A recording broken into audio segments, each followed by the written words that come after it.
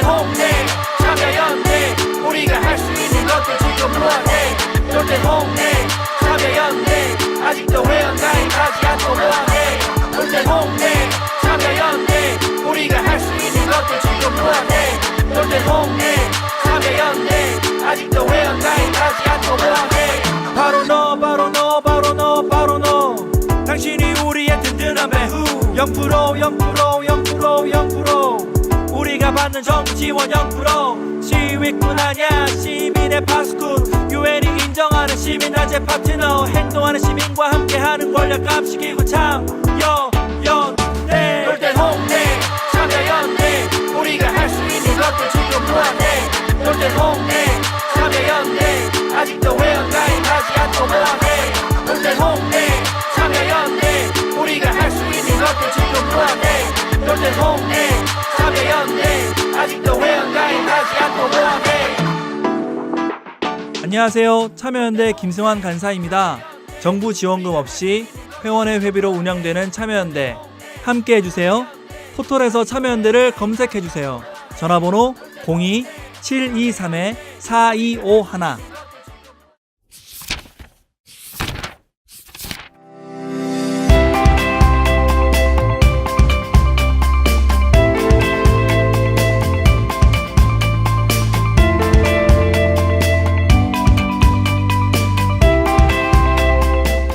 머리는 시원하게 뚫어주고 가슴은 따뜻하게 데워주는 책 이야기 팟캐스트 책 사이다. 안녕하세요. 팟캐스트 책 사이다입니다. 저는 진행을 맡은 바갈라딘입니다. 오늘도 황주부님과 김느낌님 나와주셨습니다. 안녕하세요. 네, 안녕하세요. 네, 여름이네요. 덥죠. 네. 에어컨을 벌써 풀 가동하기 시작했어요. 사무실에서는. 사무실에서. 네. 공기가 잘 안 통하니까 네. 에어컨을 켜지 않으면 오후 한 3시 정도 되잖아요. 숨이 막힐 것 같아요. 저희 회사는 또 이 공기청정 시스템이 잘 안 돼 있어가지고 의외인데. 의외죠. 네, 그렇죠? 책 만드는 회사라서 좀 약간 먼지 더, 이런 거 알러지 있지 않나요, 사람들이? 모든 게 의외입니다. 아, 저희 회사의 환경은 나름 온라인 서점이니까 또 IT 업체잖아요. 그렇죠. 의외입니다. 두 분은 뭐 여름 어떻게 나고 계세요? 저희 집에는요. 제가 전셋집에 지금 사는데 네. 처음에 전세를 고르러 갈 때 요새는 웬만하면 다 그러니까 새로 지은 집에는 에어컨이 빌트인 돼 있는 경우가 많거든요. 근데 천장에 대형 천장 선풍기가 있어요. 네네. 근데 돌려봤는데 너무 시원한 거예요. 음. 그래서 제가 올해도 에어컨을 안 사고 나봐야겠다라는 지금 소박한 꿈을 꾸고 있습니다.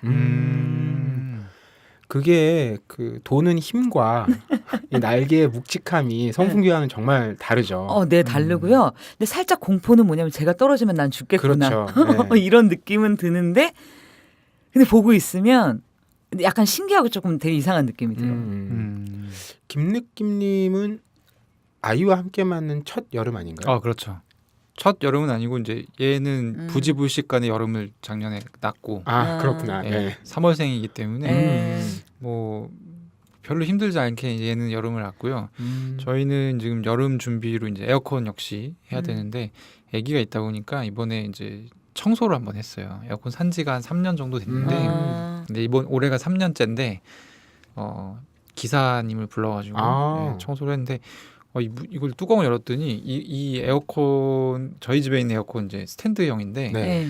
당연히 제가 뭐 분해할 수 있는 엄두를 낼 수 있는 그런 제품이 아니고 그래서 뚜껑을 이제 힘겹게 딱 열었더니 안에 곰팡이가 이렇게 막 펴 있어가지고 막 이렇게 닦고 또 이제 제가 찍어가지고 이제 페이스북에 올리니까 사람들이 자기도 해야겠다고 이렇게 그래가지고 걱정을 많이 했는데 이 기사님과 한 반나절 같이 보내면서 이런저런 얘기 많이 나눴어요. 근데 이제 제가 이제 직업상 이제 호기심이 많다 보니까 이런저런 걸 물어봤는데 저희는 사실 이제 아기가 있는 방은 이제 저희가 같이 자는 침실이고 이제 거실에 있는 에어컨이 좀 곰팡이가 많았고 다행히 이제 침실 에어컨이 냄새가 좀 나서 이제 곰팡이가 있을까 해서 이제 혹시 그것 때문에 사실 청소를 한 거였는데 정작 거기 있는 곰팡이가 없었어요. 근데 이상한 냄새는 계속 나서 이 냄새 왜 나는 거냐 그랬더니 그거는 이 냉각 팬이라고 하죠. 안에 들어있는 네. 그 철 이렇게 팬이라고 해야 되나? 하여튼 뭐 그 라디에이터 같은 구조물 있잖아요. 네네.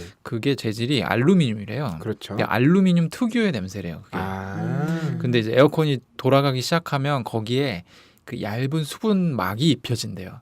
그래서 그 알루미늄에서 나는 냄새가 안 나는데 이 에어컨에 이 수분막이 입혀지기 전에는 그 냄새가 난다는 거죠. 그러니까 곰팡이가 없어도. 네. 그래서 근데 어떤 에어컨은 안 나던데요? 그러니까 이제 기사님이 설명을 해주길 옛날에는 이걸 다 순동으로 만들었대요.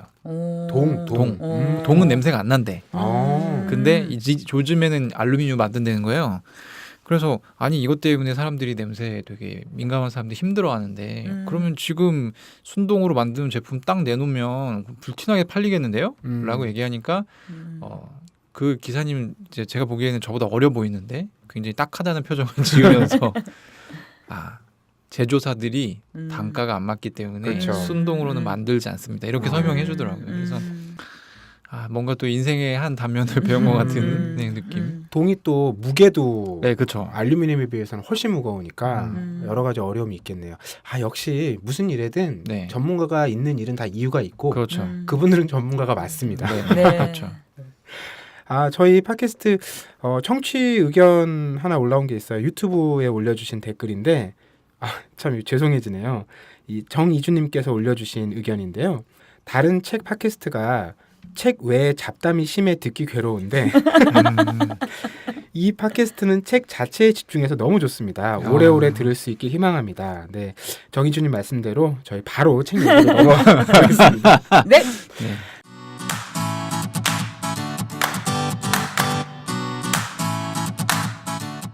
참여연대가 제작하는 책 이야기 팟캐스트 책사이다와 국내 유일의 아시아 전문 팟캐스트 아시아팟 매주 목요일에 번갈아 찾아갑니다. 정부 지원금 없이 회원의 회비로 운영되는 참여연대입니다. 청취자 여러분, 참여연대 회원이 되어주세요. 포털 사이트에서 참여연대를 검색하시거나 참여연대로 전화 주시면 됩니다. 전화번호 02-723-4251입니다.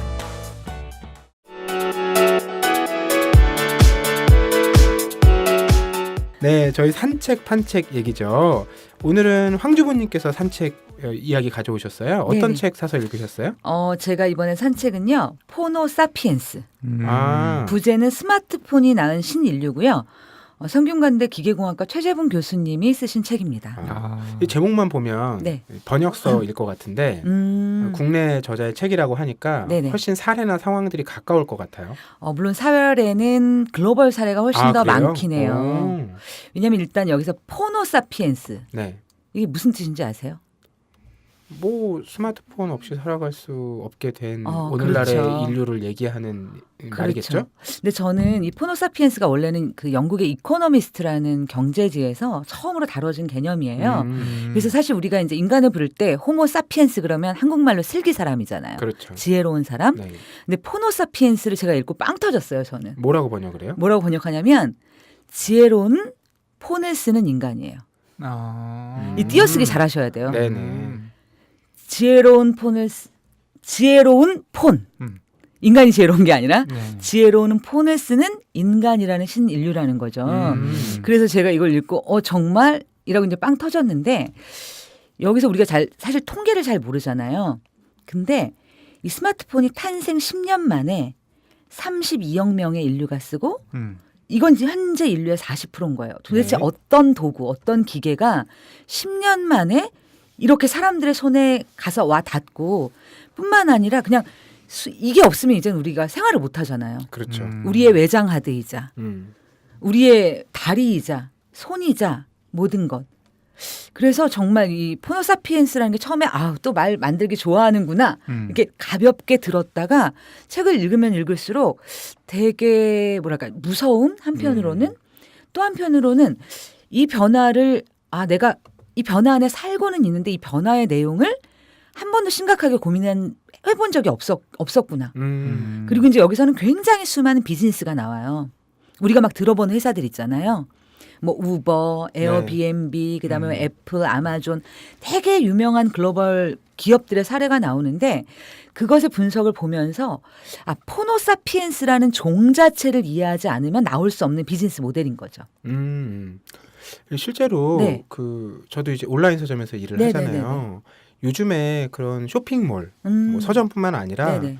이런 쇼핑몰들에 접속하는 사람들의 비중을 보면 PC와 모바일 비중이 좀 높은 데는 2대 8, 낮은 데도 3대 7이에요.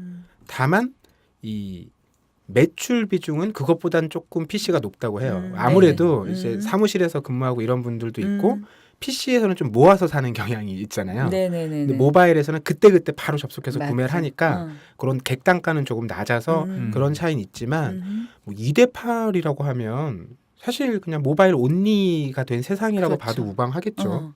그리고 이제 거기에 대해서 메커니즘을 얘기해요. 기존의 이제 자본주의 시대의 소비라는 건 제조사가 만들고 네. 광고사가 광고하고 네. 거기에 금융사가 돈을 대서 이 커다란 시스템이 돌아가는데 지금 사실 우리는 여기서 말한 회사들에 돈을 내지 않아요. 예를 들어서 페이스북이라는 회사에 우리가 소비자가 돈을 안 내잖아요. 직접 내지 않죠. 직접 내지 않죠. 그리고 옛날에는 이런 게 도대체 수익이 되겠어? 수익 모델이 뭐야? 라고 물어봤던 기업들이 어떻게 돈을 버는가? 그리고 지금의 소비자는 대중매체에서는 일방적인 광고를 보고 우리가 예스 or 노를 결정하잖아요. 근데 지금은 소비자가 뭐를 찾아다니면서 충성을 하며 심지어 뭐냐면 이걸 이 아이는 내가 살려야 해. 어떨 때는 약간 그렇죠. 소명 같은 그런 팬덤을 가지고 구매를 하잖아요. 그래서 비로소 말로써만 소비자가 왕이야가 아니라 실제 소비자가 소비의 주체이자 그 모든 것을 주도하는. 그래서 광고의 내용이 아니라 소비자의 리뷰가 우리에게 선택의 기준이 되는. 그래서 이 새로운 생태계와 이 새로운 생태계의 배경이 되는 그런 새로운 그 디바이스의 생태계에 대한 이야기들을 너무 설득력 있게 제시해서 되게 재밌어요. 네. 이런 책을 마주하면 늘 이런 물음을 던지게 되잖아요.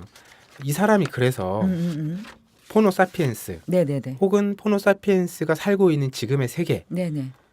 이걸 유토피아로 보느냐 어. 디스토피아로 보느냐 전망은 어떻게 하고 있느냐. 이분의 전망은 유토피아에 가까운 것 같아요. 그러니까 이게 보통 우리가 디스토피아를 그리잖아요. 근데 그렇죠.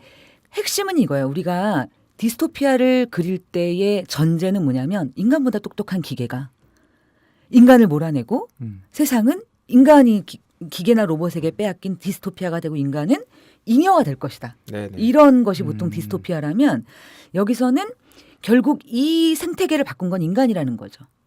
애플이 인간의 욕망과 인간의 취향 이런 것들에 대한 성찰을 통해서 그런 새로운 혁명적 디바이스를 만들었고 이 생태계를 만들어 나가는 사람들, 상품을 만드는 사람들도 막 의무감에 막 잘 팔리는 상품을 만들어서 내가 뭘 어떻게 하겠어라기보다 게임판처럼 지도를 게임판 위에 놓고 그 위에 택시를 얹고 막 세계 지도를 놓고 그 위에 여관을 얹어서 에어비앤비를 만들고 뭔가 그래서 결국은 기술이 중심이 아니라 인간이 중심이고 결국은 인간을 이해하는 것 이런 식의 말씀을 하시거든요.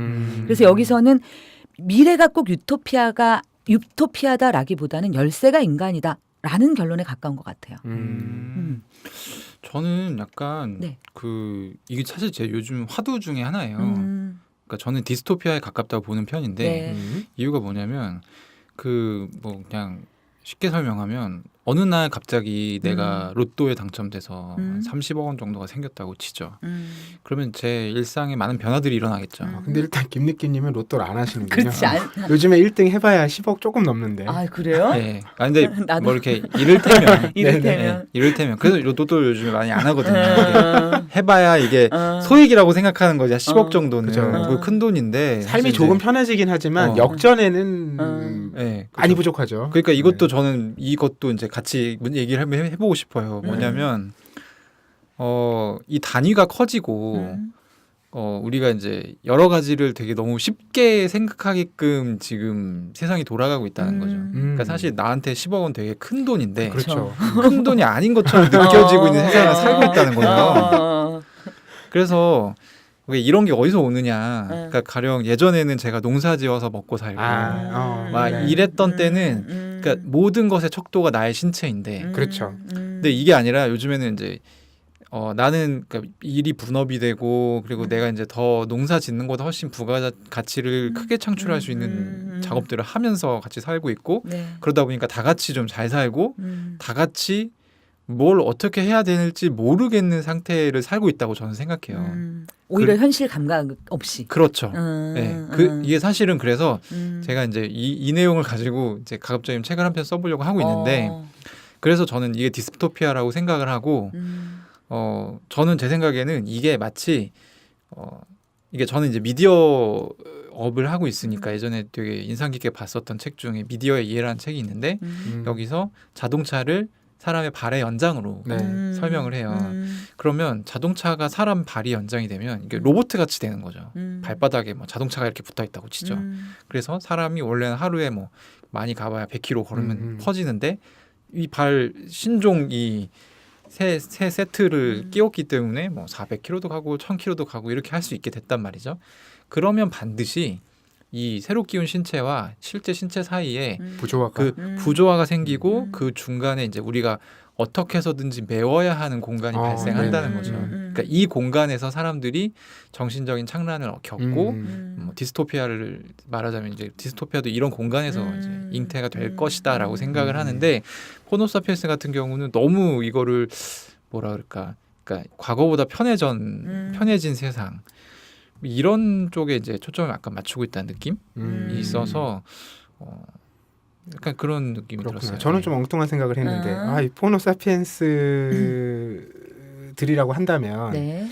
이 iOS를 쓰는 사람들과 안드로이드를 쓰는 사람들 사이에 어떤 그렇죠. 이파전 뭐 이런 것들이 소수의 네. iOS 마치 호드와 얼라의 싸움처럼. 근데 실제로 정확한 부분이 있으세요. 두 분의 지적에. 아, 그래요? 왜냐하면 실제 이제 4차 산업혁명 얘기를 굉장히 많이 하잖아요. 이걸 많이 얘기하는 나라가 독일, 일본, 우리나라예요. 공통점은 제조업이죠. 기존의 제조업들이 굉장히 강했던 나라들인데 실제 지금 현재 시장에서 시가총액을 보면요. 이 기업들이 다 없어요. 그렇죠. 지금 시가총액에는 다 뭐냐면 이러한 그 뭐죠? IT 이러한 업체. 그렇죠. IT 업체라 하더라도 실제로 뭘 만들어내는 업체들이 아니라 그러한 네네. 서비스, 페이스북이라든가 네. 플랫폼 기업들이 다 올라와 있어요. 근데 이걸 볼 때 제조업들은 이제 내가 앞으로 뭐 자율주행 기술이든 인공지능 기술이든 새 기술이 발생하면 그걸로 만들어지는 수많은 새 상품들이 있을 거잖아요. 이걸 통해서 제조업 기업들이 다시 한번 어떤 역전과 역습의 기회. 그래서 4차 산업혁명을 기회로 보는 입장이 분명히 있는 것 같고요. 근데 또 한편으로 그 시가총액을 보면 그러니까 무엇이 바뀐 것인가. 그리고 무엇이 바뀌어서 그다음에 무엇이 올 것인가를 볼 때 조금 입장의 차이를 전 느껴요. 뭐냐면 여기서는 인간이 바뀌어서 네. 호모사피엔스 같은 경우는 인간이 바뀌었기 때문에 지금의 기업들의 순위가 그 인간의 욕망이나 이 바뀐 것을 반영한다라고 보고 있고 네네. 여기에 기술들이 따라서 결합한다는 입장인 것 같고요. 4차 산업혁명을 이야기하는 입장은 이 기술들이 새로운 또 다른 세상을 만들 거다라고 보는 그런 입장인 것 같아요. 야 이거 네. 따로 주제로 다뤄볼 재밌어요. 법한 얘기일 네. 것 같고 저는 이런 이슈 나올 때마다 네. 이거 아마 스탠리 큐브릭 감독이 했던 얘기 같은데 네. 늘 기억에 남아 있어요. 우리는 음. 기계가 인간처럼 될까봐 걱정하는데 어. 실제로 문제는 인간이 기계처럼 기계처럼 될까? 되는 어. 것이다. 어. 이런 명구가 자꾸 늘 생각이 나더라고. 잊지 말아야 할 말인 것 근데 같다는. 바로 알아듣겠는 걸 보면 그렇죠. 뭐 우리가 지금 어딘가에 가고 있는 거겠죠. 그쪽으로. 맞아요. 아니 이미 지금 뭐 최근에 저 읽었었던 책이 이제 그 아마티아 센의 정의의 뭐였죠? 아이디어? 정의의 아이디어의 정의의 아이디어란 책인데 그 책에서 그 센이 이제 얘기를 해요.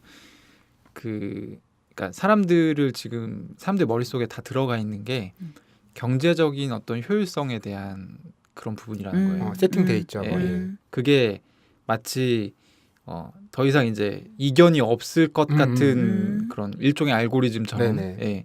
그러니까 이게 사실은 되게 기계 같은 거거든요. 예. 사람들이 다 똑같이 생각하는 거. 예. 그러니까 어느 정도는 그런 것이죠. 그러니까 지금은 과거에는 뭔가 그러니까 우리 사회에서 지금 논의되고 있는 것만 봐도 과거에는 가령 뭐 이제 천성산 뭐 도롱뇽도 있었잖아요.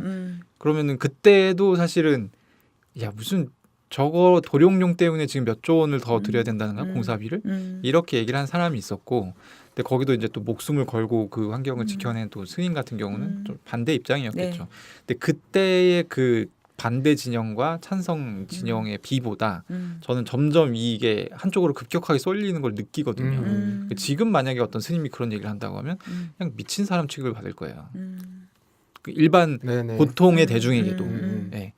그래서 약간 점점 그런 기계처럼 돼가고 네. 있는 게 아닌가. 공감되는 게 지금이라면 음. 반대 진영에서도 경제적 효율성을 가지고 그렇죠. 반박을 하죠. 네, 반박을 다른 하려고 논리를 하겠죠. 펴내야 아, 설득력이 그치. 있을 거라고 생각될 것 같아요. 음. 예, 가치를 그냥 던져서는 설득은 어렵다. 이런 답이 나올 것 같은 생각이 드니까 네. 좀 일리 있는 말씀이라 생각이 들고요. 저희 산책판책에서 오늘 최재봉 저자의 최재붕 교수님이십니다. 최재붕. 최재붕 붕. 죄송합니다. 이름이 굉장히 크시네요. 네. 최재붕 교수님 맞을 거야, 아마. 호노사피엔스 황주부님께서 가져와 주셨고요. 네. 저희 이어서 주제책으로 넘어가 네. 보겠습니다. 놀때 홍대 참여연대 우리가 할 수 있는 것들 지금 뭐해 놀때 홍대 참여연대 아직도 회원가입하지 않고 뭐해 놀때 홍대 참여연대 우리가 할 수 있는 것들 지금 뭐해 놀때 홍대 참여연대 아직도 회원가입하지 않고 뭐해.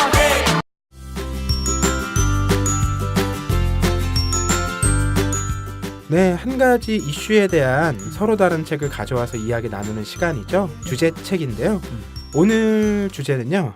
저희가 이 제목을 두고 굉장히 많은 이렇게 많은 제목을 뽑아본 게 있었나 20-30개 뽑은 것 같아요. 저희가 37회 방송을 하면서 사실 가장 힘들었던 예, 순간이 아니었나. 네, 제가 왜 이 말씀을 드리냐면 그래서 뭘로 정했는지 잘 기억이 안 나. 뭐였죠? 뭐였지? 기승전 다이어트 아니었나요? 뭐였나요? 삼시세끼 다이어트. 맞다, 삼시세끼 맞다, 다이어트. 삼시세끼. 삼시세끼 다이어트. 네, 이걸 주제로 이야기를 나눠볼 텐데 네. 이것도 첫 책은 황주부님. 저에게 오늘 네. 너무 많은 시련이. 네, 저희가 오늘 나름대로는 3명의 책을 네. 이 스토리를 만들어서 이제 그렇죠. 배치했기 때문에 네. 물론 네. 어떻게 펼쳐질지는 모릅니다. 모르겠으나. 네. 황주부님께서 가져온 책 소설이에요. 제가 고른 책은 서레이 워커의 데뷔작인 다이어트랜드라는 책입니다. 소설인데요. 네. 여기 주인공은 플럼 캐틀 혹은 얼리사 캐틀이라고 불리는 20대 후반의 여성이에요. 음. 처음에는 작가가 되려고 했지만 지금은 이제 키티라는 되게 유명한 여성 잡지의 편집장이에요. 그녀에게 언니처럼 되고 싶어요. 이런 팬들이 되게 많은데 그렇겠죠. 워너비일 테니까. 그렇죠. 그녀의 스타일이라든가 모든 걸 따라하고 싶은 소녀들이 편지를 보내요. 그러면 그녀가 다 답해줄 수 없잖아요. 그렇죠. 그녀가 보낸 척. 대신 답장을 보내주는 일을 하면서 살고 있어요. 그 사람이 주인공이라고요? 네네네. 편집장이 아니고? 네네네. 그녀의 이름이 플럼 캐틀입니다. 네네. 사실은 플럼이라는 게 엄마가 어렸을 때 붙여진 별칭이에요. 우리나라 말로 하면 땡그리 정도 될까요? 동글동글해 너 포동포동해 막 이런 거 있잖아요. 근데 이제 그녀를 계속 플럼으로 만든 거는 그녀의 체중이 135kg이에요. 이게 그녀의 인생을 지배합니다. 일단 그녀의 옷장 색깔은요. 무슨 색일까요? 다 검정색이에요. 검정색. 그리고 그녀는 남의 눈을 보고 걷지 않아요.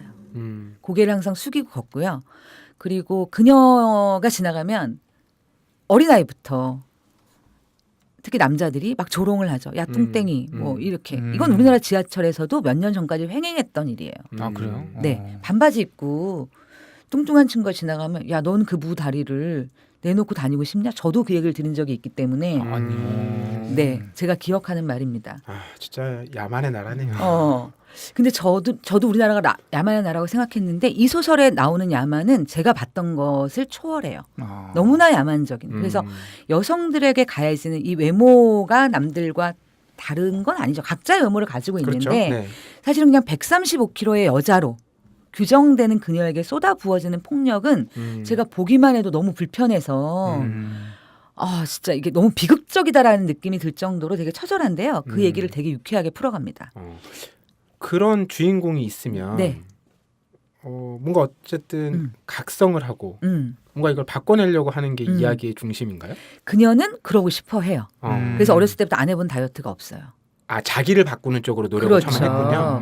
그래서 자기를 바꾸기 위해서 그 당시 유행하던 베프티스트 프로그램이라는 그래서 큰 청바지를 입던 여자가 날씬해져가지고 그걸 찢고 나오는 광고 상상이 되시죠 머릿속에 그런 프로그램에 등록해서 막 하는데 실패해요. 그리고 이제 지금도 절식 프로그램을 계속합니다. 네네. 맛없는 그런 거 있잖아요. 그런 걸 막 데펴 먹고 평생을 계속 해온 거네요 지금까지. 그렇죠. 근데 실제로 성공하지 못해서 그녀에게 남은 유일한 희망은 다이어트 수술이라고 하죠. 그걸 예약해 두고 있는 상황이에요. 근데 어느 날 이상한 시선을 느껴요. 보통 시선 그럼 항상 혐오였던 거예요. 네네. 그녀한테는. 근데 관찰하는 시선이 느껴집니다. 뭐지 이건? 근데 그녀가 자기한테 다이어트 랜드라는 책을 주고 사라져요. 제목에 다이어트 랜드가 분명해진 다이어트 거예요. 대모험인가요? 다이어트 랜드? 그랬던 것 같아요. 제가 정확히 다이어트 대모험일 겁니다. 대모험이라는 네, 네. 책을 주고 사라져요. 가상의 책인 거죠. 책 속에 나오는. 네네네. 그리고 난 다음에 그녀가 페미니스트 집단을 만나게 돼요. 이 책을 계기로. 그래서 거기서 네 수술비 $20,000를 줄 테니까 새 프로그램에 동참해 보지 않으려 5가지만 하면 돼. 첫 번째 뷰티 산업 체험하기, 왁싱, 보정 속옷, 화장, 소개팅 이런 코스들이 있어요. 네. 그걸 체험하면서 여태까지 그녀는 세상에 직면하지 않았잖아요. 근데 그 세상을 직면하게 됩니다. 그리고 자기 분노를 터뜨리기 시작해요. 그리고 이제 또 한편에서는 어떤 사건이 일어나냐면 제니퍼라는 여성 테러 집단이 있는데 기상천외한 테러를 벌여요. 성폭행을 저질렀는데 처벌받지 않은 남자 12명을 모아서 비행기에서 떨어뜨려 버려요. 극단적인. 그렇죠. 그리고 잡지에 왜 이렇게 여성의 누드만 실리는 잡지에 그 소유주를 납치해 버려요. 거기다가 남성의 성기를 노출한 사진을 싫지 않으면 그 자리에 똑같은 자리에다가 죽여버리겠다. 무시하죠. 머리 가죽이 배달돼요. 이러면서 막 이게 이제 사태가 일파만파 커지는 겁니다. 소설이니까 여기까지만 말씀을 드려야겠지요? 네. 결말이 굉장히 궁금해지는. 그쵸. 네. 어떻게 봉합할 수 있을지가 그렇죠. 네. 잘 그려지질 않는데. 거의 뭐 닥터 스트레인지가 지금 집도를 해야 될 분위기인데. 그래서 약간 이게 데뷔작이다 보니까 사실 좀 거친 부분이 있어요. 소설이. 아주 설정 자체가 네. 그렇게 가는 맛이 있어야 되는 그렇죠. 소설인 것 같은데요. 그래서 약간 뭐냐면 처음에는 그 불편함이 때로는 어떨 때는 굉장히 통쾌함이 됐다가 스스로 되게 비극을 느끼게 돼요. 진짜 이런 세상이구나. 근데 내가 보았든 보지 않았든 내가 경험했던 20%의 폭력을 100% 공감하게 되는 지점이 있고요. 내가 100% 그러니까 이렇게 느꼈던 폭력이 세상 속에서 아무것도 아닌 척 취급되는 순간들을 그냥 느끼게 돼요. 여성이라면 되게 많은 부분, 그러니까 거기에 나오는 그런 과도한 장치들이 있잖아요. 그러니까 너무 폭력적이어서 내가 이걸 동의하면 안 될 것 같은 그런 느낌의 불편함이 있다 하더라도 그 안에는 사실 그런 폭력들이 여성들에게 되게 일상적으로 네. 자행되었던 폭력임을 느끼게 해주는 지점들도 있고요. 그래서 읽으면서 굉장히 복잡해지면서 통쾌해지고 그러면서 죄책감을 느끼게 되고 되게 다양한 감정을 겪게 하는 소설이에요. 일종의 미러링 같은 네, 그 그런 장치도 것도 많이 분명히 들어있는 있어요. 것 같은 네네. 생각이 들고요. 네. 궁금해지는 얘기네요. 결말이 궁금하지만 결말은 각자 읽어보는 것으로 하고요. 네. 제가 가져온 책은요. 이 과학자의 책입니다. 네. 재밌었어요. 아힘 페터스라는 사람인데 네. 이 사람은 독일의 비만 전문가이자 뇌과학자, 뭐 당뇨병 학자. 독일이 이런 거 잘하는 것 같아요. 네. 이 책이 지금 이기적인 뇌라는 제목으로 네네네. 나와 있는데 그 이전에 다이어트의 배신이라는 제목으로 나왔었다가 다이어트의 배신이라는 책이 저본 것 같은데. 네, 제목을 바꿔서 내용은 같습니다. 네. 다이어트의 배신, 이게 배신류의 책들이 한창 유행을 할 때 아마 그런 맥락으로 붙이신 것 같은데 양쪽 다 맞는 말이 이게 네. 틀린 제목을 붙인 것 같지는 않아요. 네네네네네. 근데 이기적인 내가 좀 더 이 책의 개념과 맞닿아 있는 건데 이 책의 부제가 뇌는 왜 다이어트를 거부하고 몸과 싸우는가. 이것도 원래 다이어트의 배신이라는 책에서는 아마 뚱뚱한 사람이 왜 더 오래 사는가 뭐 이런 거였을 거예요. 그러니까 우리의 이제 착각을 네. 이제 바꿔주는 제목과 부제가 이제 연동해서 바뀐 건데 네네네네. 이 책의 큰 골자는 이렇습니다. 일단 이기적인 뇌잖아요. 뇌가 이기적이라는 거예요. 무슨 얘기인고 하니 자기가 어떤 에너지가 필요한 상태가 되면 다른 장기나 몸의 상태보다 자기에 먼저 우선해서 생각한다는 거예요. 거긴 잠깐 안 보내도 돼요. 그렇죠. 그렇게 안 보내도 몸에 문제가 없다라고 착각하게 만드는 거예요, 뇌가. 음. 그리고 자기가 많은 에너지를 쓰는 거예요. 쓰는 거죠. 뇌가 이런 식으로 이제 굴러가는데 우리가 흔히 비만인 사람은 뭔가 식단을 절제하지 못해서 혹은 운동을 하지 못해서 뭐 이제 이런 식의 이유들을 찾잖아요. 근데 이 사람이 얘기하는 건 한국에서 얘기하는 체질에 좀 가까운 맥락이 있어요. 하나는. 그래서 꼭 과체중인 상태가 오늘 얘기할 때 약간 용어들이 좀 조심스럽긴 한데 네네네. 과체중 저체중이라는 것도 이 저자의 관점에 따르면 네. 올바른 표현이 아닌데 그쵸. 중립 체중이 있다고 얘기해요. 네, 어쨌든 모두는 각자에 맞는 체중이 있는 거예요. 그렇죠, 그렇죠. 그래서 이 흔히 우리가 비만이라고 얘기하는 이런 사람들은 뇌가 이렇게 작동한다는 거예요. 지금 내가 어떤 스트레스 상태를 받으면 에너지가 필요하잖아요. 그럴 때 막 우리가 극도로 뭐가 당길 때가 있죠. 네, 그렇죠. 당 떨어졌다고 느낄 때. 네, 그럴 때 그런 섭취를 통해서 이걸 해소하는 거예요. 이 상태를. 이건 나쁜 게 아니라는 거예요. 그리고 그게 최적화되고 안정화된 상태로 빨리 가는 길인 거예요. 그렇죠, 그렇죠. 근데 이게 어떤 사람한테는 이런 게 맞는 거고요. 또 마른 사람들 같은 경우에는 실제로 그런 상황이 올 때 섭취보다는 몸에서 자꾸 빼서 쓰는 거죠. 근데 이게 단기적으로는 크게 문제가 없는데 장기적으로 지속되면 뼈라든지 장기라든지 이런 데가 손상될 가능성이 오히려 높을 수도 있다라는 거예요. 물론 각자에 따라 다르지만 그래서 우리가 흔히 얘기하듯이 비만은 건강하지 못한 상태. 그다음에 오히려 마른 게 건강한 상태. 이런 건 큰 착각이라는 얘기를 하는 그렇죠, 거고요. 그렇죠. 이런 걸 전제로 두고 다시 생각해 볼 때야 건강, 다이어트 이런 문제에 대해서 우리가 제대로 바라볼 수 있다. 이런 얘기를 하는 책이에요. 황주부님은 어떤 부분이 재밌게 와닿으셨어요?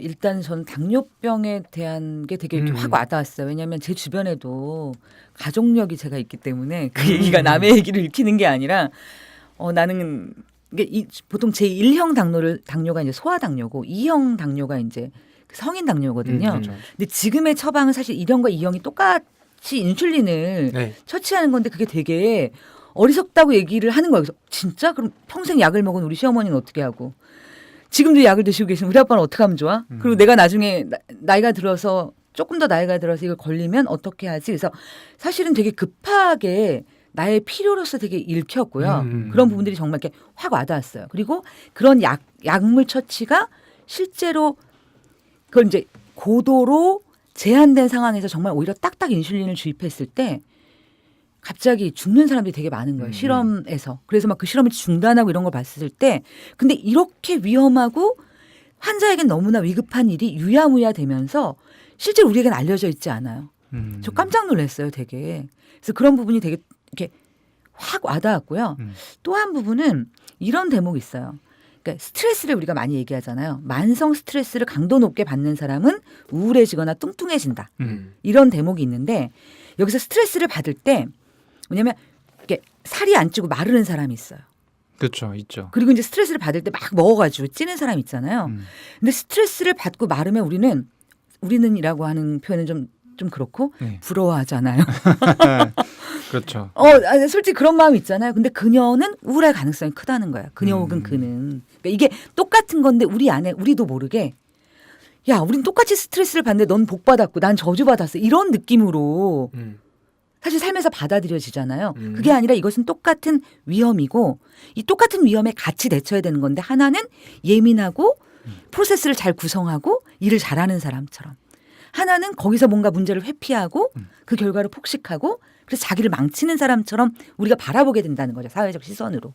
사실 같은 문제일 수 있는데 이런 부분들이 되게 확 그렇구나 이렇게 딱 무릎을 치게 되는 지점이었어요. 마지막에 가면 그래서 그런 사회적인 맥락에 대한 네네네네. 얘기들도 많이 하죠. 그러니까 다이어트 혹은 다이어트와 관련돼서 우리가 뭐 질병 상태라든지 네네네. 또는 건강하지 못한 상태라든지 이런 걸 판단하는 많은 기준들이 네. 의학적인 그 근거에 의해서 설정되는 게 아니라 굉장히 인위적으로 그쵸, 네. 형성된다라는 거예요. 근데 그게 거꾸로 의학에 커다란 영향을 미쳐서 의학마저 네. 그냥 그 현상을 따라서 쫓아가는 이런 상황들이 많이 발생한다라는 거죠. 그래서 그런 이제 근본적인 이 관점 자체를 되짚어야 된다. 근데 이런 것을 이 사람이 이제 과학자, 의학자다 보니까 약간 이제 용어들이 우리가 익숙하지 않은 용어들이 많이 나오긴 하지만 굉장히 논리적으로 잘 설득을 맞아요. 해줘서 그렇죠. 사입이라는 느낌이 안 드는 책입니다. 네, 제가 앞에 말씀드린 것만 들어보시면 약간 사입이 의심하실 수도 있는데 책이 실제로 그렇지가 않습니다. 네. 그래서 그 다이어트 혹은 비만 관련된 이런 의학계에 커다란 영향을 끼쳤던 책으로 평가받는 책입니다. 제가 가져온 책은 아힘 페터스의 이기적인 뇌였고요. 오늘 가장 이제 문제작인데 그쵸. 김리끼님께서 가져오신 책이 수잔 벅모스의 헤겔 IT 보편사예요. 네. 헤겔이요? 이게 다이어트와 일단 이 책을 고르게 된 계기가 저희 이제 몇 번 말씀드렸던 저희가 얘기하는 텔레그램 방에서 네. 각자 이제 난 이번 달 주제책으로 이걸 할게요. 이렇게 해서 얘기를 하거든요. 근데 저가 뭘 하지라고 고민을 하고 있을 찰나에 바갈라디님이 이기적인 뇌를 던지셨어요. 맞아요. 그때 그래서- 팍 오셨구나. 네, 제가 딱 이기적인 뇌라는 책 제목을 딱 보고 그럼 나는 몸을 벗어난 다이어트를 해도 되겠다. 라는 생각이 들어서 왜냐하면 네. 이제 제가 저 책 내용 대략 알아서 그러니까 다이어트 너가 뭘 하든 그 다이어트는 네 의지대로 안 돼. 약간 맞아요, 이게 맞아요. 책의 네. 내용이거든요. 네. 맞아요. 네.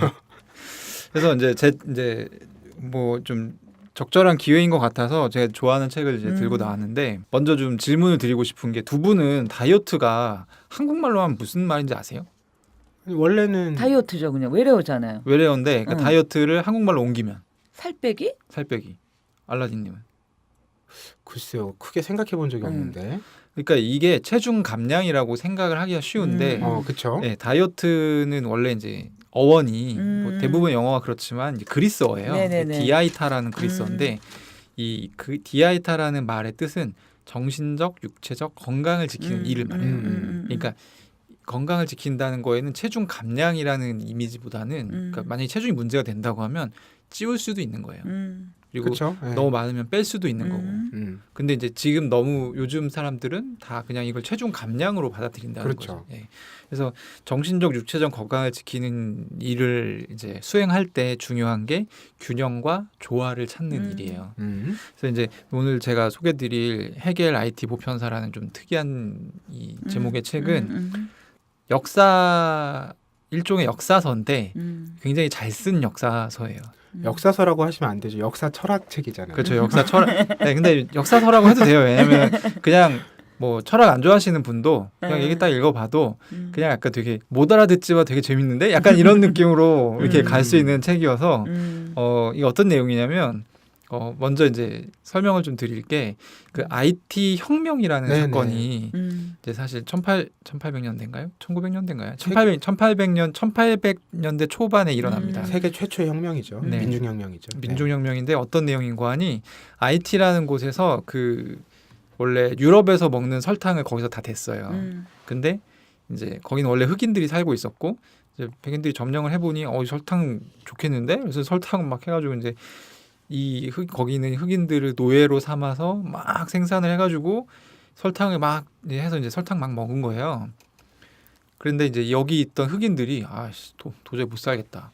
그리고 이제 공기를 일으켜서 다 때려 부시고 IT를 장악합니다. 이게 이제 IT 혁명의 내용이에요. 근데 이제 먼저 말씀을 드려야 될 부분이 뭐냐면 이 18세기는 그 서구 정치 철학에서 자유가 극대화되던 시기예요. 자유가 모든 것에 앞서는 선으로 받아들여지던 시기예요. 근데 되게 재밌는 게 이 시기에 노예제가 굉장히 성했거든요. 맞아. 근데 말하자면 이때 이제 일어난 IT 혁명이라는 거는 이 서구 정치 철학이 얼마나 근본 없는 것인가를 허망한 것이었나. 보여주는 사실은 일대 사건인 셈이죠. 음. 여기 이 책의 제목에 왜 헤겔이 들어가냐면 이 사람이 헤겔 연구가인데 헤겔이 당시에 이제 유럽에서 되게 유행하던 미네르바라는 되게 유명한 잡지가 있었는데 이 잡지에서 IT 혁명을 많이 다뤄서 이 헤겔은 이 잡지에 또 구독 이제 이 독자. 독자였어요. 좋아하는 독자여서 당연히 알았음에도 불구하고 헤겔의 어떠한 저작에도 IT 혁명의 흔적이 보이지 않는다는 거죠. 아, 그러니까 이 책이 말하고자 하는 거는 그러니까 사람이 자기 편한 대로 이런 것들을 구성하고 받아들인다는 거예요. 그래서 서구 정치 철학의 그 자유라는 부분이 그렇게 강조가 되던 시기에 IT뿐만 아니라 도처에 노예제가 있었거든요. 사실은 흑인도 뭐 있고 뭐 유대인도 있고 뭐 하여튼 다양한 인종의 노예들이 이제 이렇게 있었는데 이런 부분들을 이제 이런 모순점을 네. 이제 꼬집으면서 우리가 이제 자본주의라고 하는 점은 이제 산업혁명이 일어나면서 생산력이 폭발적으로 증가하면서 기계에 의해서 네. 네. 자본주의가 왔다고 생각하기 쉬운데 기계에 의해서 생산력이 폭발하기 이전에 노예에 의해서 이전과는 다른 차원의 생산이 가능했기 아. 때문에 네. 이 자본주의로서의 이행이 가능했다라는 점을 그냥 설명하고 있는 역사책이에요. 뭐 역사 철학책이라고 해도 되겠지만 그래서 이런 내용들이 되게 재미있기 때문에 저는 이걸 한번 추천을 드리고 싶고요. 이게 다이어트랑 무슨 상관이 있느냐? 그게 궁금해요. 아니 거기 넘어가기 전에 어. 그럼 헤겔 IT 보편사잖아요. 네. 보편사. 보편사라는 맥락은 어떤 의미에서 제목에까지 붙여진 거예요? 그러니까 보편사는 그 이 책이 원래는 헤겔 IT라는 책이 먼저 나왔어요. 아, 그리고 이 책이 두 개예요. 네. 그러니까 하나는 헤겔 IT라는 이게 한 챕터가 있고 일종의 아티클 두 개가 모인 그렇죠. 거군요. 뒤 챕터가 이제 보편사예요. 예, 그래서 이 글의 주장은 그 가장 물질적인 차원에서 가장 도덕적인 차원에 이르기까지 모든 차원에서 그 세계적 도전들이 일어나는 그런 상황에서 보편사가 되게 중요하다라는 내용을 담고 있어요. 예, 그래서 요 내용을 읽어보면 첫 번째 헤겔 IT라는 게 나왔을 때 당연히 이제 헤겔 연구자들이나 뭐 이런 부분들이 야씨 너무 뭐 비하기 심한 거 아니면 약간 이런 식으로 되게 이제 이 사람을 공격해서 이 사람이 보편사라는 걸 딱 낸 거거든요. 그래서 사실 이제 보편사라는 단어도 그렇고 헤겔 뭐 쥐나는 단어죠 사실은. 네. 좀 무서운 단어인데 이런 단어에 좀 이렇게 익숙치 않았던 분들도 뭐 누구나 이렇게 술술술술 읽을 수 있는 책이고 이 책은 이 책의 감화를 받은 그러니까 말하자면 먹물들이 굉장히 많아요. 엘리트 집단들이 굉장히 상찬하고 있는 책이라 이 책의 내용을 더 쉽게 말하자면 다시 풀어놓은 아티클들이 인터넷에 굉장히 많습니다. 그래서 책을 뭐 굳이 책이 뭐 이렇게 두껍진 않은데 네, 굉장히 얇습니다. 네. 네. 근데 이제 이 책을 읽기가 조금 겁난다라고 하시는 분들은 그런 아티클들을 찾아서 읽어도 이 핵심 정수는 바로 이해할 수 있는 그런 책이죠. 이제 마지막 질문 이제 하나 남았군요. 다이어트와 그래서 어떻게 무슨 연관되는 상관이냐 거냐? 도대체. 그러니까 저는 코르셋이라는 단어를 좀 얘기하고 싶어요. 네. 요즘에 탈코르셋 이런 얘기 하잖아요. 그러니까 다이어트라는 게 사실은 그러니까 요 책 이전에 이제 제가 또 참고했던 책이 그 코르셋과 칼로리 앤 코르셋이라는 책이 있어요.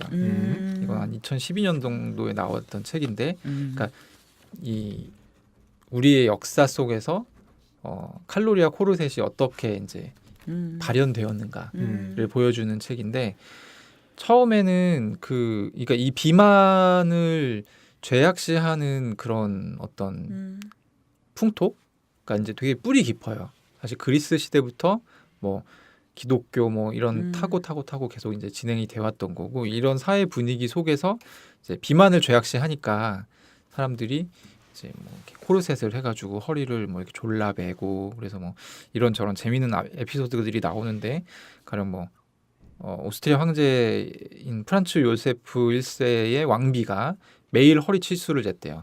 그래서 허리가 19.5인치 이상이면 그날은 안 먹었대요 밥을.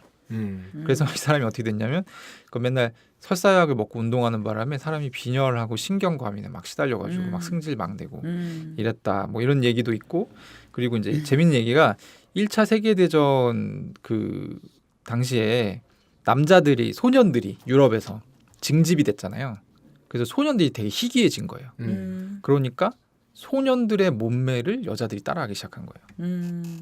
그러니까 그게 이제 희소성을 가진 몸매라는 네네네네. 생각 때문에 가슴을 납작하게 누르는 일이 그때 음. 유행했대요. 그래서 이런 것들. 그래서 이제 거의 보면 다이어트라는 게 어떤 건강상의 문제 이런 거 굉장히 아주 드문 경우고 대부분 사회에서 요구하는 미의 기준 뭐 이런 거에 맞추기 위해서 이제 하는 건데 사실 이 사회에서 이제 요구하는 미의 기준이라는 것이 어떻게 형성된 것인가, 합리적인 것인가, 합당한 것인가에 대해서 생각해 볼 필요가 있다는 거죠. 그래서 우리나라 이제 우리도 그렇고 저희는 그 말하자면 이제 원래 되게 유교의 지배를 받다가 이제 어떤 개화 과정을 거치고 근대로 오면서 이제 사실 자유와 평등이라는 가치관을 받아들이게 된 케이스잖아요. 그래서 자유와 평등에 대한 어떤 그런 뭐라 그러지? 신앙심 이런 것들이 있는데 사실은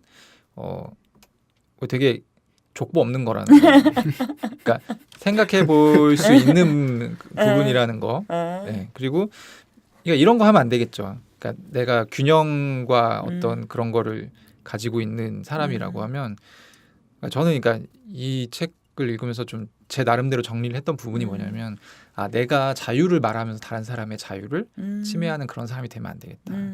그리고 내가 살을 빼야겠다라고 생각하는데 그게 내가 몸이 홀가분해지기 위한 것인지 아니면 다른 사람들한테 뭐 잘 보이기 위한 것인지 뭐 이런 부분들을 좀 생각하면서 살 필요가 있겠다라는 생각이 들었고 그런 측면에서 좀 이런 얘기를 하기에 좋은 소재인 것 같았습니다. 해겔 IT 보편사라는 책이. 이 김느낌님의 주제책 선택이 늘 호평을 받고 네. 이제 많은 청취자분들께서 그 책 읽어보고 싶다. 우리 세 사람이 추천한 것 중에 가장 이제 그런 평을 제가 많이 들었습니다. 참 많이 들었는데 오늘 좀 두고 봐야겠습니다. 근데 해겔 IT 보편사는 그렇죠. 이거는 뭔가 불안하신가 봐요 지금. 아니 이거는 그 뭔가 좀 제가 오늘 말한 거하고는 안 맞는 거긴 한데 되게 있어 보이는 책입니다. 네. 그래서 네. 굳이 안 읽어보셔도 저는 상관없습니다. 네, 저희 오늘 책사이드 37회 이 주제가 반성해야겠네요. 네, 삼시세끼 다이어트였는데요. 황주부님께서는 서레이 워커의 장편 소설 다이어트 랜드, 그리고 저는 아임 패터스의 책 이기적인 뇌, 김느낌님께서는 수잔 벅모스의 해겔 IT 보편사 이렇게 가져와서 함께 이야기를 나눠봤고요. 이야기 마치기 전에 각자 뭐 다이어트 경험이나 이런 게 있으신지? 예, 저는 있어요. 다이어트를 하려고 했던 건 아닌데 네. 그걸 했더니 살이 쫙 빠졌던 경험이 있어요. 뭐예요? 그게? 아니 뭐 하려고 궁금한 건 아니고 그냥 궁금해서. 이거는 이제 겨울이었는데 그때 이제 먼 일로 제가 식욕을 잃어가지고 하루에 그 커피 있잖아요, 라떼, 카페 라떼 따뜻한 거 그거를 한두 잔 정도만 먹고 아무것도 안 먹었어요? 한 일주일 정도? 예, 그랬더니 한 8kg 정도 빠지더라고요. 단기간에 그렇게 빠져요? 그건 다이어트가 아니라 병인 거 아니에요? 아니 그러니까 저도 병이 있나 해서 막 건강 검진 해보고 했는데 병은 발견되지 않았고요. 근데 이제 이런 건 있는 것 같아요. 그러니까 제가 지금 그러니까 일단 다이어트는 인풋이 아웃풋보다 적어야 돼요. 이건 진리인 것 같고. 그렇죠. 네. 그러려면 운동을 하는 걸로는 안 돼요. 일단 들어가는 걸 줄이는 그렇죠. 게 제일 식단 식단을 확실하고, 조절해야죠. 제일 확실하고 그리고 아니 이제, 오늘 방송 이렇게 하고 갑자기 마지막에 다 이렇게 뭉치는 겁니까? 그리고 이제 중요한 게 비타민을 먹어줘야 돼요. 비타민 중에 제일 중요한 건 비타민 D. 미치겠다 진짜. 왜냐하면 그러니까 대부분 여러분 하루에 사람이 식욕을 잃고 네. 그날 뭐 카페라떼 한 잔 내지는 두 잔으로 생명을 면명하는 그런 상황에서는 햇빛을 볼 수가 없습니다. 네. 그러면 이때 비타민 D를 안 먹어주면 이게 우울의 이 하강나선으로 빠져요. 그래서 혹시라도 이 방법을 따라하시려고 하시는 분이 있다고 하면 설마요? 비타민 D 꼭 드시고요. 그리고 이제 막 그쵸. 뭐 하여튼 그래서 이제 전 8kg 빠진 적 있고 군대 가서도 사실 살 좀 빠졌었어요. 네, 훈련소에서는. 네. 저는 살면서 뭐 의식적으로 다이어트를 해본 적은 한 번도 없는 것 같고요. 그냥 저는 차츰 살이 쪄 온 것 같아요. 지금이 그 20대 초반에 비해서는 한 7kg 정도 찐 건데 한 번 찐 거예요. 뱃살이. 뭐 다른 데가 찌진 않고 뱃살이 자연적으로 찌더라고요. 뭐 그냥 평균의 한국인의 이 섭생을 하면 뱃살이 찌게 돼 있잖아요. 네. 약간 이런 우려는 있죠. 아, 요런 것이 한 번은 뭐 크게 무리가 없었는데 한 두세 번 더 누적되면 이제 자기 발을 볼 수 없는 상황이 되는 것이겠구나. 그건 이제 뭐 비만 문제 아니라 건강에도 좋지 않을 테니까 여기서 한 번 더 이제 그 의도치 않은 이제 체중 상승이 일어나면 그건 좀 건강에 문제가 있겠다. 요런 정도의 생각을 하고 있지만 아직은 뭐 이렇게 크게 저는 아직도 자기 전에 라면 2개씩 끓여 먹거든요. 간식으로. 오 대단하다. 용자시네 진짜. 근데 저는 진짜 얼굴이 당긴다라는 느낌을 처음에 그래서 드라마 같은 데 나오잖아요. 네. 되게 수사라고 생각했어요. 근데 정말 당기는 느낌이 드나? 이런 분은 그 이제 뭐라 그래야 돼? 아직 몸이 젊으신 거예요. 신진대사가 활발한 거야. 보통 사람은 다음 날 얼굴이 붓는 것 때문에 라면 안 먹는 게 아니고요. 네. 라면 2개 먹으면 소화가 안 됩니다. 잠을 잠을 못 자요. 저는 2개 먹고도 잠깐 앉아있다 자요. 아 대단하십니다. 소화가 잘 되는 게 아니라 너무 피로한 상태에 늘 있는 게 아닌가 이런 생각도 지금 드네요. 갑자기. 알라딘님이라면 그러고도 남을. 네. 황주부님은요 다이어트. 저는 30살부터 40살까지 10년 동안이 다이어트의 시대였던 것 같아요. 아 이것저것 해보셨어요? 안 해본 게 없죠. 아. 덴마크, 뭐 황제, 원푸드, 한약, 기타 등등 애니메이 많이 해봤는데요. 그 결과 병을 얻었어요. 무슨 병을요? 그러니까 관절이 안 좋아요, 저는. 그러니까 제가 이제 그러니까 통통한 채로 거의 일생을 살았는데 제 네. 인생에 그렇게 날씬한 때가 별로 없었어요. 근데 30이 딱 넘고 나니까 내 인생에 이렇게 통통한 채로 계속 이 아까 제가 말한 플럼하고 똑같은 거예요. 내 인생을 땡그리로 살 수는 없다. 내 안에 있는 얼리샤를 한번 꺼내 보리라. 그래서 꺼냈어요. 너무 신나더라고요. 너무 신나서 막 옷도 사고 구두도 사고 막 너무 좋아 막 이랬는데 그리고 3년 동안 밥을 안 먹었어요. 탄수화물을 제한했어요 거의. 되게 하드하게. 근데 40이 되면서부터 이제 몸에 이것저것이 병들어서 그렇지. 이제 저의 삶을 돌아보게 됐죠. 그리고 지금 그냥 그런 거예요. 아 대가를 돌려받았다라는 그냥 생각이 들어요. 너무 어리석고 무모했구나. 그러니까 내 몸이라는 게 회복이 되게 힘든 어떤 존재라는 걸 모르는 것 같아요. 우리는 어렸을 때. 그렇죠, 맞아요. 몸이라는 게 이렇게 회복 탄력성이 점점 떨어지기도 하지만 되게 해가 되는 행위를 계속할 때 사실 이게 복구할 수 없는 피해가 온다라는 걸 상상도 못했어요. 그렇죠. 그게 임계점을 넘어서기 전까지는 몰라요. 자각을 잘 못하죠. 그렇죠. 근데 그걸 한번 넘어서 보니까 지금은 하고 싶어도 못하는 게 많은 거죠. 일상생활에서. 맞아요. 그래서 제가 이기적인 뇌를 읽으면서 내가 옛날에 이걸 읽었으면 적어도 이렇게 어리석게는 안 했겠다. 저를 좀 더 일찍 만나셨어요. 그러니까요. 그래서 저는 이 책을 꼭 읽어보시길 원하고 거기서 되게 중요한 대목이 있었어요. 뭐냐면 우리가 흔히 하는 3가지 방식의 다이어트가 있다는 거예요. 마지막이 그 위수술이에요. 네네. 처음에는 절제. 그쵸. 그렇죠.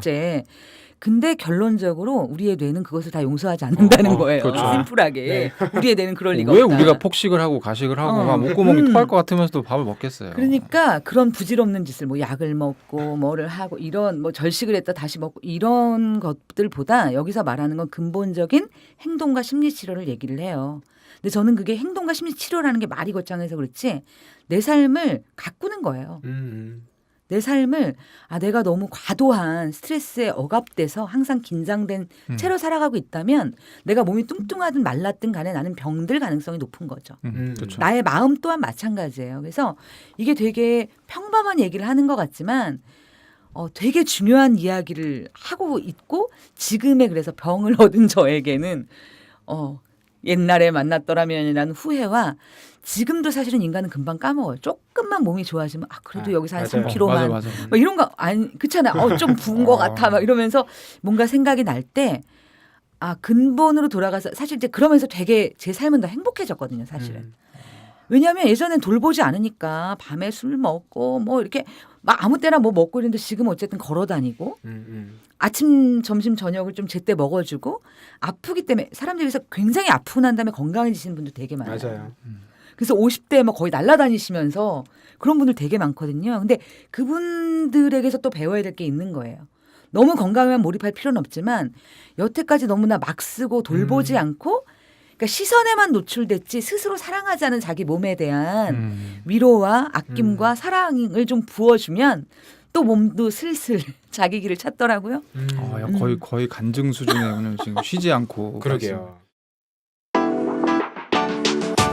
놀때 홍대 참여연대 우리가 할 수 있는 것들 지금 뭐해 놀때 홍대 참여연대 아직도 회원가입하지 않고 뭐해 놀때 홍대 참여연대 우리가 할 수 있는 것들 지금 뭐해 놀때 홍대 참여연대 아직도 회원가입하지 않고 뭐해 바로 너 바로 너 바로 너 바로 너 당신이 우리의 든든한 배후 0% 0%